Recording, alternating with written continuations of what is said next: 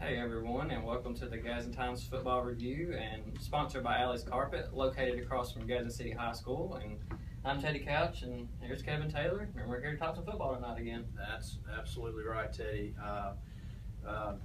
Not quite a full slate of football tonight, but still a good smattering of football throughout the state. We saw some teams throughout the state. They saw some upsets, especially in Class 1A. Lynette out of Chambers County, they played their rival Valley tonight, and they're only separated. The only thing that separates Valley from Lynette is Interstate 85, and Valley knocked off Lynette tonight 28-22. And Lynette was ranked number 1 in Class 1A. They dropped from 2A to 1A. So probably when the new sports writers poll comes out this upcoming week, we're going to see a new number 1. Quite possibly Sweetwater. Big shock there. They've always been kind of a staple as far as being in the top 5, top 3 in Class 1A. Then also another upset in the state in Class 4A, Hillcrest Evergreen fell to Greenville, and that was 29-25. If you can remember, Hillcrest Evergreen was the state 3A runner-up, and then they moved up to 4A this year. So, we're going to see we've seen some shakeups across the state. The 6A, look at, you see Spanish Fort lost to McGill-Tulane, albeit McGill-Tulane is a 7A school. They lost tonight, and Spanish Fort was ranked number 3 in 6A. And then number 6, Opelika, lost to Callaway, which is out of LaGrange, Georgia. So you're going to see some teams kind of move around even after the first week throughout the state. Locally, we saw some upsets. I'll go ahead and call it. That Lincoln beating Southside, that was an upset as far as I'm concerned. I sure, when you see Lincoln come in on paper last year being 1-9, and Southside with the kids they have, you would think, I felt confident that Southside would come away with the win. So, there were a few little upsets here and there, but just to kind of touch on some of the teams that played tonight locally. Like I said, Southside fell to Lincoln 19-8. Westbrook knocked off Coosa Christian 35-6. Last night, Alexandria beat Talladega 18-14. Tonight, Boaz beat Arab 42-17. Crossville and Geraldine, that game's been moved to tomorrow night, so we'll have to wait and see how that one comes out. Tonight, Fort Payne lost to Pell City 21-17, and then Asheville beat Raglan 15-6. I haven't heard that score yet. Okay. So, some pretty decent games there. And then one game, up in Marshall County, Asbury. They've only had a football program now for what, 3 years? Third year. And Asbury had been playing on the road for the past 2 years while they were putting together a football stadium there at the school. And so they opened the season this year at home against Brindley Mountain, and they pick up their first win in their program's history tonight, 19-7. So that's a big shout out to Asbury getting their first win. Some milestones and some upsets on a Friday night. For sure. I was over in Lincoln tonight. You want to go ahead and dive into that? Let's dive in. Yeah. Well, first things first. Kenneth Bothwell didn't play for Southside tonight. He's their star running back. Talked to Coach Ron Doherty after the game, and he said he suffered an injury early on in fall camp, and he hasn't been able to get much, practice reps. So he just didn't feel safe playing him with him not having much reps throughout the, fall camp and everything. So he decided to sit him, but he is hopeful he'll be able to play Thursday against Hokes Bluff, and they're going to need him in that one. But that one, it kind of showed offensively for them. They struggled at times moving the ball, and then also at times they got in their own way. The defense played pretty well the whole game. It was 0-0 late in the first half, and then Southside forced them to miss a 50-yard field goal, Lincoln. Wow. But a roughing the kicker kept the drive alive, and then right before the half to go up 7-0. And then, they kept it close in the second half, but they had another penalty that it was a face mask on 3rd and 13. They stopped them. And then Southside gets called for a face mask, and they end up hitting a field goal, going up 19-8, and that kind of put it away from there. But there were signs from Southside that showed that, they'll be fine moving forward. I mean, you got to think they're a young, inexperienced team. Sure. They got a lot of inexperience without Cat, back there in the backfield. And then they had Blake Reed in the backfield as a running back, and they had Andrew Dunstan as a fullback. And both of those guys provided some, good carries for the Panthers tonight. And Michael Rich Jr., Michael Rich Jr., I thought he looked pretty solid back there. He finished 4 of 15 for 131 yards, 1 touchdown, 1 interception. But I would say that's misleading. Late in the game, Southside's down. They're having to chunk the ball down the field. Sending a lot of incompletions there. But overall, he had an 80-yard touchdown pass, answered to, cut their deficit. Overall, I would say Southside's got a lot to build off of from this game. Although, losing to a team that went 1-9 last year, like you said, but they got stuff to build from. Yeah, it sounds like just from what I could follow on Twitter, it really seemed like there weren't a lot of terrible mental mistakes. So it seems like, I think when the coaches sit down with the guys on Sunday or Monday and look at the film, they're going to see a lot of coachable moments there. Right. And I think a lot of things that, obviously first game, getting things going, and really kind of, it's almost a brand new team, if you will. Right. Because, there's so many inexperienced guys there, and they've got to gel, and it's just not going to happen after a couple weeks. Mind you, sure, they may have had 7-on-7s and all that, but until you get into a game situation and play and get those game reps in, it doesn't mean a hill of beans what you do, during the preseason and during camp. Once you get those game reps, then you start getting into coachable moments. And I think, when Ron Doherty and his staff look at this film, they're going to see those, and I think they're going to feel good about the fact that they can improve off of that. Right. So, it's a tough loss for Southside, but still, I think, there again, like I said last night, one game does not make a season. Right. You got to think, if they have Cat tonight, and then, those 2 penalties didn't happen, who knows, this could be a completely different, discussion.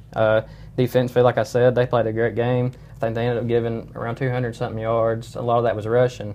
But you got to think, 4 of Lincoln's 5 drives in the second half started at the 50 or better. Yeah. And they held them to field goals every time in the second half. Yeah. That's pretty solid. Yeah, absolutely. Sharon, hey, hello, how are you? Glad you joined us. Jeremy, yep, you're right. It was a disappointing loss tonight, but there again, I really feel like this is a game that Southside can grow from. And I think, once they get in the film room and get back out on the practice field, heck, they got a great game coming up next week. Absolutely. With Hokes Bluff. So they really can't rest on their laurels. They can't really feel bad about this loss. They've got to move on because, next week you got Hokes Bluff, and Hokes Bluff's going to bring it. And I know it's going to be a fun atmosphere. Southside traveled well as always. Student section was great. Appreciate the shout-out, guys. By the way, that was awesome. But, they traveled well as always, so they're going to bring it at home, and Hokes Bluff always travels well. Yep. So great rivalry. Always look forward to those, so that's going to be a fun one. Yeah, that's going to be a great game. And with Hokes Bluff playing at Southside Thursday night, we will be on Facebook Live next week after the game. And we want to give a big shout out to our sponsors, especially shout out these last 2 nights to Allie's Carpets. And, we also appreciate those who have been able to interact with us on Facebook tonight. I mean, albeit you guys have been you've stayed up late and with us, and we really appreciate that. Let's move on. Tonight Coosa falls to Westbrook 35-6. Not a great night of football for Coosa. I thought that the game would have been a little bit closer than it was. Coosa comes in and they're down 15-0 at the half. They're still within striking range of Westbrook. So, but then I think Westbrook just really kind of poured it on there toward the end. Dartavius Britton for Coosa, he rushed for 140 yards and 17 carries.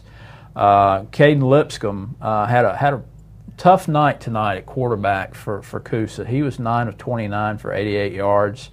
Coosa's only touchdown of the night came on a 24-yard strike to Clay Waits.